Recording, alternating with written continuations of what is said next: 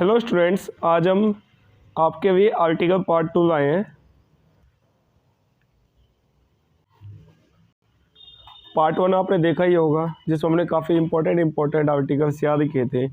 आज पार्ट 2 में इसी सीरीज़ को आगे बढ़ाते हुए हम नेक्स्ट जो इम्पोर्टेंट आर्टिकल्स हैं वो आपको याद कराएंगे। आप आर्टिकल्स तो आप बहुत से अच्छे टीचर्स हैं जो आपको आर्टिकल्स पढ़ा सकते हैं, बट आपको याद नहीं करा सकते। यहाँ पर हम आपको याद कराएंगे पढ़ाने के साथ साथ।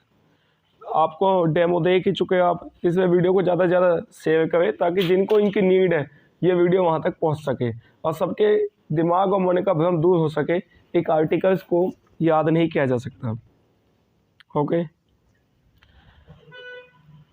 नेक्स्ट जो आर्टिकल आपका सबसे पहला आर्टिकल आपका आर्टिकल नंबर 12, ये पूछा जाता है आपका। इसके अंदर क्या आता है? इसके अंदर आता है डेफिनेशन। ये डेफिनेशन किस चीज़ की आती है? ये डेफिनेशन आती है आपकी फंडामेंटल राइट्स की, यानी कि जो मौलिक अधिकार होते हैं। ये फंडामेंटल राइट्स को कहाँ से लिया गया था? यूएसए यानी कि अमेरिका से हमारे कॉन्स्टिट्यूशन के द्वारा एडॉप्ट किया गया था। अब हमें याद रखना है 12, और इसमें क्या आपका आर्टिकल 12 में डेफिनेशन ऑफ फंडामेंटल राइट्स। हम जानते हैं कि फंडामेंटल राइट्स की जो डेफिनेशन है वो क्या होती है? छोटी होती है, बड़ी होती है।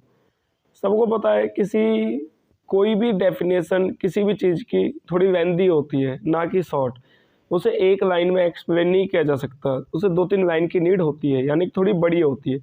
तो हम जानते हैं 12 यानी कि बड़ा, बड़ा यानी कि 12, और 12 यानी कि बड़ा, और बड़ा क्या है? डेफिनेशन। किसकी डेफिनेशन? फंडामेंटल राइट्स की। ओके, कितनी आसानी से याद हो गया। नेक्स्ट आपका article number 14, equality before law. Equality before law, इसका मतलब है कि आपकी कानून के समक्ष समानता। ये आर्टिकल आपको क्या बताता है कि चाहे आप कोई भी हो, किसी भी कास्ट से आते हैं, किसी भी जगह से आते हैं, कहीं से भी आते हैं, और आप इंडिया के नागरिक हो ना, यानी कि भारत के सिटीजन हो, तो कानून के समक्ष आप सभी समान हो। ठीक है, इसे कैसे याद किया जाएगा? एक को आप 14 में क्या होता है आपका 1 और 4। 1 यानी कि कोई भी एक पर्सन, 4 को हम कैसे याद करते हैं? 4 को मैंने आपको बताया था, हमारी सोसाइटी 4 भागों में डिवाइड है, ब्राह्मण, क्षत्रिय, वैश्य, शूद्र। हम सबको पता है। तो 4 भाग कौन से? ब्राह्मण, क्षत्रिय, वैश्य एंड शूद्र। हम जानते हैं चाहे कोई भी सिटीजन हो, चाहे वो ब्राह्मण हो, चाहे वो क्षत्रिय हो, चाहे वो वैश्य हो, चाहे वो शूद्र हो, वो सब के सब किसके लिए समान है? वो सब के सब आपके लॉ यानी कि कानून के लिए समान है। ओके, हो गया याद? गुड। तो हमने 2 आर्टिकल याद किए। 12 यानी कि बड़ा, क्या बड़ा? डेफिनेशन बड़ी, किसकी? फंडामेंटल राइट्स की। 14 किससे मिलकर बना है? 1 और 4 से। 1 यानी कोई भी एक पर्सन, 4 यानी कि चाहे वो ब्राह्मण हो, चाहे क्षत्रिय हो, चाहे वैश्य, चाहे शूद्र, कानून के समक्ष सभी क्या है? समान है, सभी क्या? इक्वल है। बहुत ईजी है। नेक्स्ट आपका आर्टिकल नंबर 15। अब आपको आर्टिकल नंबर 15 याद रखना है, ये तो उससे भी ज़्यादा आसान है। देखो कैसे। आर्टिकल 15 क्या कहता है आपका? थोड़ा ध्यान से देखिए। कहता है कि provision of discrimination on grounds of religion, race, caste, sex और प्लेस ऑफ बर्थ। यानी कि कोई भी व्यक्ति है, कोई भी पर्सन है, उन्हें इन 5 चीज़ों के आधार पर उनके साथ भेदभाव नहीं किया जा सकता। कौन कौन से 5 चीज़ें?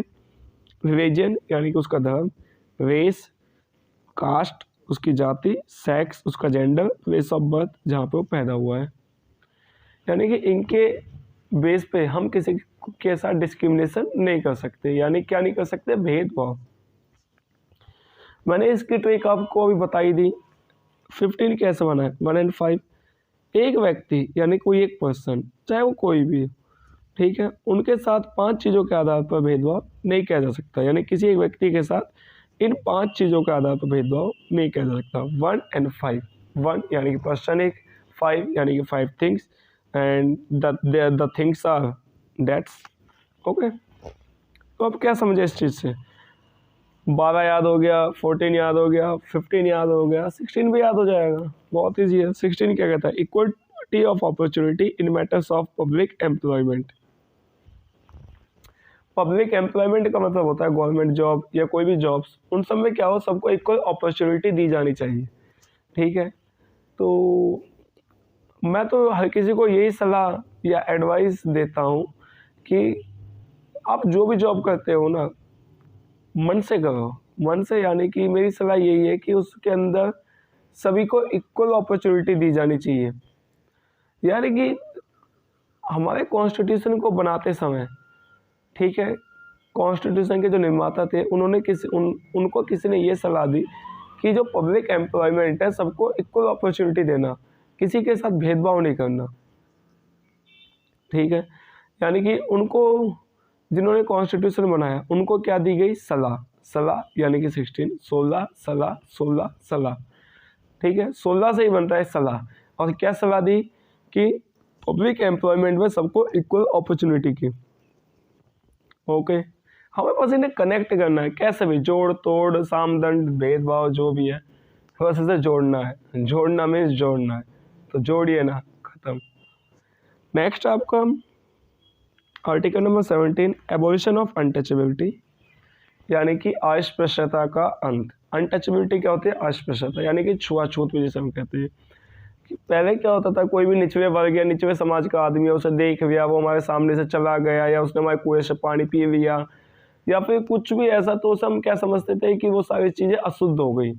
उन सब की मानसिकताओं को हटाने के लिए, इस थॉट को हटाने के लिए हमारे कॉन्स्टिट्यूशन में कौन सा आर्टिकल आया, article 17, abolition of untouchability. Okay, हम क्यों समझते थे अनटचेबिलिटी क्यों पैदा हुई, क्योंकि हमें उनसे क्या लगता था, खतरा, खतरा किससे, अनटचेबिलिटी से।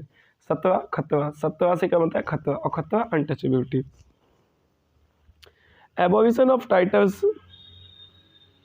यानी कि आर्टिकल 18, एबोलिशन ऑफ टाइटल्स, यानी कि कोई भी राजा महाराजा होते थे, वो अपने आगे नाम के आगे क्या जोड़ते थे, राजा महाराजा धिराज, महाराजा धिराज, समथिंग इस टाइप के वर्ड जोड़ते थे। कितना ठीक है, तो हमारे कॉन्स्टिट्यूशन ने क्या क्या, हटाओ यार इन वर्ड्स को, अब कोई भी टाइटल यूज नहीं करेगा।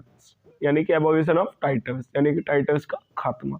ओके, तो यहाँ पे ध्यान देने वाली बात पता है क्या है, याद करने का सबसे बढ़िया तरीका, जब तक राजा 18 साल का नहीं होगा उसे गद्दी नहीं मिलेगी, यानी कि उसे सिंहासन में नहीं बैठाया जाएगा, और सिंहासन पर नहीं बैठाया जाएगा 18 साल से पहले, तो उसे कोई टाइटल भी नहीं दिया जाएगा। तो कम से कम इस टाइटल के लिए आपकी एज कितनी होनी चाहिए, 18 साल, और 18 से क्या बनता है आपका आर्टिकल 18। देखो मजे में याद हो गए। रिविजन, आर्टिकल 12, 12 यानी कि बड़ा, क्या बड़ा है, डेफिनेशन बड़ी है। 14 यानी कि 1/4, कोई भी एक व्यक्ति, चाहे ब्राह्मण क्षत्रिय वैश्य शूद्र कोई भी हो, कानून के सामने सब समान है। आर्टिकल 15, एक व्यक्ति के साथ 5 चीज़ों के आधार पर भेदभाव नहीं किया जाएगा। आर्टिकल 16, 16 यानी कि सलाह, किस चीज़ की सलाह, इक्वल अपॉर्चुनिटी पब्लिक एम्प्लॉयमेंट। 17 या खतरा किससे, अनटचेबिलिटी से। Okay, article 18, abolition of titles. Okay, जो भी आपको टाइटल्स कम मिलेंगे, जो आपकी एज कितनी होगी, 18 ईयर्स होगी। आई थिंक मज़ा आ रहा है ना, बहुत आसान है। इसी तरीके से हम, ये हमारा पार्ट 2 है आर्टिकल का। मैं सोच रहा हूँ कंटिन्यूसली आर्टिकल की ट्रिक लाऊं, ताकि सभी आर्टिकल्स आपके दिमाग में एकदम फिट एंड फाट बैठ जाए, जिससे आपको ज़्यादा सोचना ना पड़े। अब पेपर जैसे आए उसमें क्या करना है, आपको कुछ नहीं, बस ऑप्शन देखना है, आपको 15 देखना है, 15 बताया था सर ने, 1 5 चीज़ है, ओहो ये है, आगे बढ़ना है। 18 यानी कि टाइटल था, ओहो ये है, आगे बढ़ना है बस। तो सभी मेहनत करिए, याद करिए। मिलते हैं हम नेक्स्ट वीडियो में। मेरा नाम Manish Awana, I am from Noida. और याद रखना, अगर आपको कोई भी डाउट है तो प्लीज़ उस डाउट को कमेंट कीजिए। अगर आपको मेरी तरह CGL 2 बार क्रैक करना है, CGL 2022 जैसे मैंने किया, 2023 किया, तो आप मेरे चैनल को सब्सक्राइब कीजिए, और सारी चीज़ें तो मैं याद करवा दूँगा। ओके, थैंक यू, मिलते हैं नेक्स्ट वीडियो में।